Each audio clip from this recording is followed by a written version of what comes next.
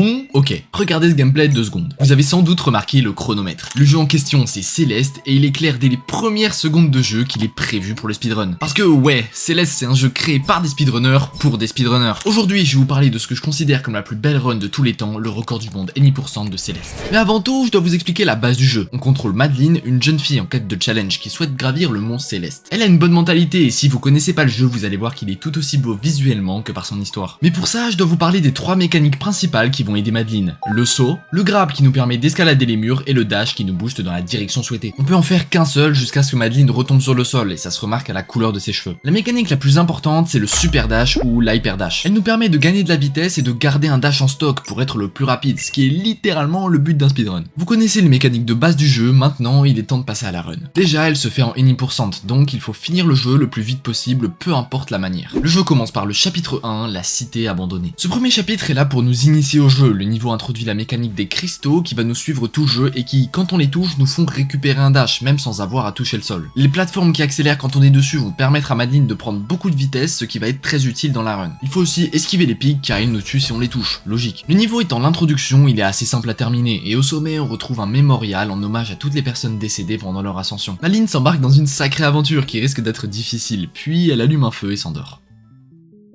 Elle se réveille au milieu de la nuit dans une ambiance assez étrange et c'est comme ça que débute le chapitre 2, le site ancien. Ce deuxième chapitre commence normalement comme au premier. On saute au-dessus des pics, on meurt, on recommence. C'est le principe du die and retry, meurt et réessaye, sur lequel est basé le jeu. Tout se passe bien jusqu'à ce que Madeline arrive dans une salle avec en son centre un grand miroir. Dans le reflet du miroir, Madeline croise pour la première fois Badline, sa version malveillante représentant l'anxiété et les démons intérieurs de Madeline. Après un long regard, le miroir se brise, laissant Badline s'échapper. Cet événement nous introduit à la mécanique principale du niveau, les plateformes étoilées, et oui, j'ai créé ce nom. Madeline peut traverser ces plateformes en utilisant son dash et se déplacer comme ça tout le niveau jusqu'au retour de Badline. Dans ce niveau, Badline fonctionne en suivant nos mouvements et si elle nous touche, on meurt. Une nouvelle mécanique entre en jeu, des pièces qu'il faut récupérer pour déverrouiller la suite. Après avoir survécu à la course-poursuite, Madeline rencontre un téléphone en train de sonner. Elle décroche, puis Badline apparaît, lui dit qu'elle devrait rentrer à la maison car il est encore temps d'abandonner. Heureusement pour Madeline, ce n'est qu'un mauvais rêve et elle reprend son chemin vers le chapitre 3, la station Céleste. Ce niveau est un hôtel géré par un fantôme, Monsieur Oshiro. On retrouve la mécanique des pièces qui servent à débloquer la suite, mais un nouvel obstacle apparaît, la malveillance. Et oui, j'ai encore créé ce nom. La malveillance se caractérise par cette matière noire qui recouvre les murs de l'hôtel. Cet hôtel est un enchaînement de labyrinthes et de clés à récupérer. Après que Monsieur Oshiro soit devenu fou, Madeline parvient à s'enfuir et commence le 4ème chapitre, l'arête d'or, qui est objectivement le plus beau. Non mais voilà, je le dis. Ce niveau fait apparaître 4 nouvelles mécaniques. Les bulles qui nous font avancer dans une direction, un peu comme un dash. Le vent qui est soit de dos et qui dans ce cas fait accélérer Madeline, soit de face, ce qui la ralentit. Les nuages qui nous font sauter plus haut et des plateformes qui nous font avancer dans une certaine direction. Le niveau est plutôt simple, à la fin, Madeline arrive dans un téléphérique puis se dirige vers le chapitre 5, la cité miroir. Ce chapitre introduit les bulles rouges qui fonctionnent comme les bleues à la différence qu'elles avancent dans la direction souhaitée à l'infini, ainsi que des plateformes qui se déplacent super vite quand on dash. Ce niveau est un labyrinthe géant et les runs vont se diviser en 2 catégories. Les plus anciennes qui terminent le niveau de manière classique, alors que les plus récentes récupèrent la cassette débloquant la partie B du niveau. Tous les niveaux de Céleste en ont une, si les runners la prennent au lieu de finir directement le niveau, c'est car il est plus rapide en passant par la partie B que débloque cette cassette. Dans la suite du niveau, Madeline doit porter Théo, son ami rencontré quelques temps avant qui est coincé dans un cristal. En plus, comme si ça suffisait pas, un monstre très embêtant apparaît. Madeline doit donc résoudre des énigmes tout en portant Théo sur ses épaules et en fuyant le monstre. Le niveau enfin terminé, Madeline se pose avec Théo près d'un feu de camp et arrive au chapitre 6, réflexion. Ce niveau nous introduit les plumes. Quand Madeline les touche, elles peuvent voler dans la direction qu'elle veut, ce qui lui permet de gravir plus vite. Elle s'approche de plus en plus du sommet, sauf que Badline intervient et envoie la pauvre Madeline en enfer.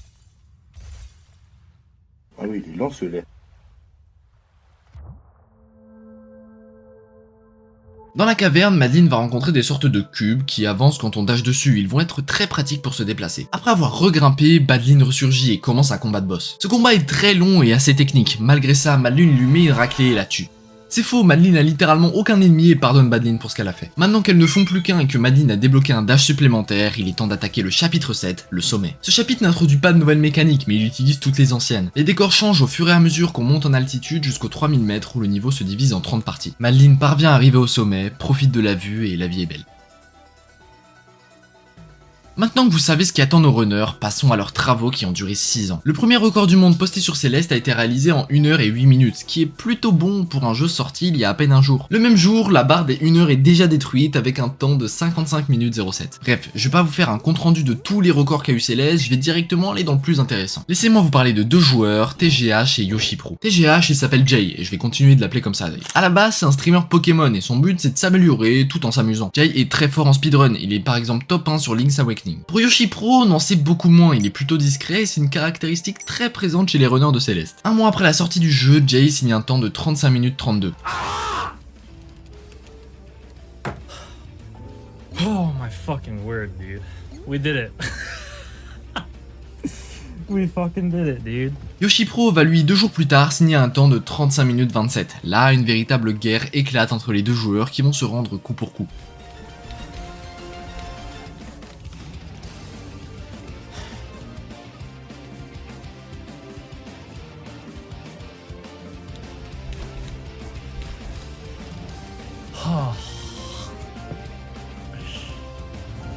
Oh, that was such a good run, dude.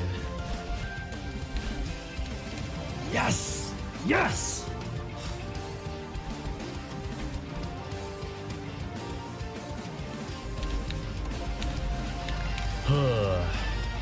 Not the best summit.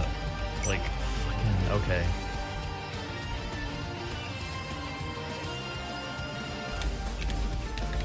Fuck that, dude.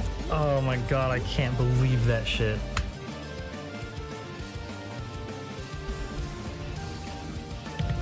Fuck yes, dude. 3140 is broken. Yes, dude. Yes. Yes, dude.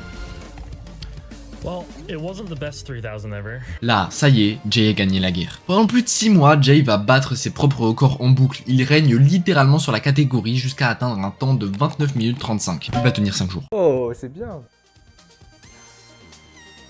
Faut croire que les joueurs de Céleste sont timides, ils parlent jamais. Bref, la run que vous venez de voir, c'est celle de Fladervi, un Brésilien lui aussi très discret. Et oui, je vous ai menti en disant que YoshiPro était un des personnages principaux de cette vidéo. Jay va reprendre son record et va continuer à l'améliorer. Est-ce que Fladervi va abandonner? Évidemment que non.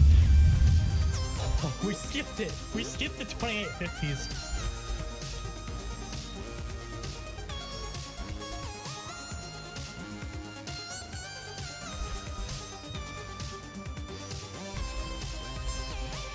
Nice. Yes. Well, they're the new world record. Jay a la capacité de savoir éteindre ses rivaux. Quand il bat Fladervi début 2019, c'est pour garder sa première place et il va la garder plus de 7 mois jusqu'à ce que Marlin, un joueur allemand dont j'ai pas encore parlé, le batte. Marlin, il a posté sa première run de Céleste en juillet 2018. Il speedrun le jeu depuis 2 ans mais n'avait jamais atteint la première place. 12 jours après, Jay va reprendre le trône pendant 3 mois et je vous ai encore menti en disant qu'il y avait que 2 personnages principaux parce qu'il y en a un troisième. Son nom c'est Chai Kitty, un étudiant américain qui a quasi que speedrunné Céleste. Yes! 2731. Dude, we did it.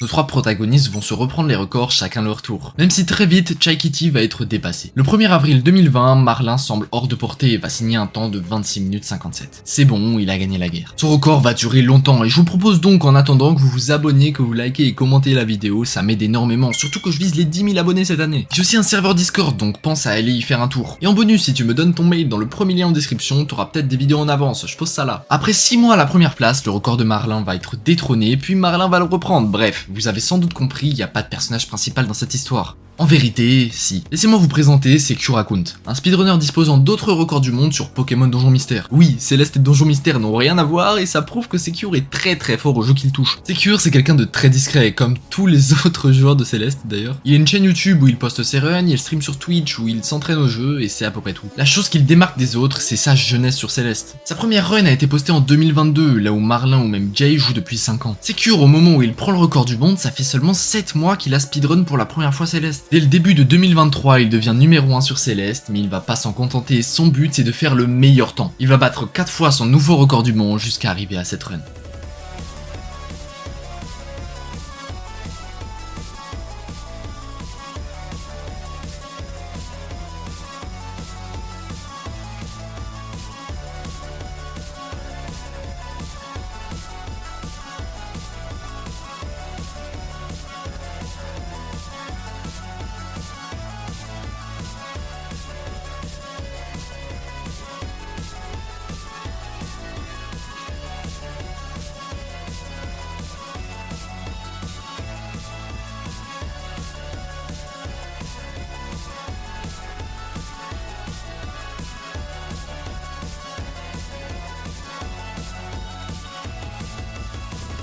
À l'heure actuelle, ça fait 5 mois que la run est en place et elle semble loin d'être détrônée, surtout que Secure continue à s'entraîner sur des segments du jeu. Et le plus fou, c'est qu'il y a des erreurs dans la run. Secure meurt quelques fois sur son record du monde. Si même 6 ans après la sortie du jeu, les meilleurs joueurs du monde meurent sur des parties, ça montre que le niveau que demande le jeu est très élevé. Parce que oui, le jeu est très dur et les runs que je vous ai montrés sont faites par des monstres. Si c'est moi qui joue au jeu, vous allez voir que c'est beaucoup moins hypnotisant. Pour moi, c'est elle la plus belle run de speedrun, mais alors, elle a quoi de spécial à part être belle à regarder? J'aurais pu prendre n'importe quel speedrun beau à regarder, mais j'ai choisi Céleste, parce que ce jeu et le speedrun en général ont une morale qui me plaît. Dans Céleste, comme dans le speedrun et même dans la vie, Madeline doit se battre contre elle-même pour réussir. Si elle s'était arrêtée à la première apparition de Madeline, elle aurait regretté de pas avoir continué. La morale du jeu, c'est qu'il ne faut pas abandonner, c'est pareil pour le speedrun. Pour être le meilleur, il va falloir se la tuer au jeu. Comme je l'ai dit en intro, Céleste est étroitement lié au speedrun. Déjà, on a un chronomètre qui nous pousse à être le plus rapide possible. Ensuite, le concept même du jeu a une morale. Quand tu meurs dans Céleste, tu recommences et c'est comme en speedrun. Tant que t'es pas premier ou que t'as pas atteint ton but, tu recommences. Céleste, c'est un jeu motivant qui te pousse à te battre pour tes projets. N'oubliez pas qu'on sait jamais à quel point on est proche de réussir, faut jamais lâcher, c'est tout.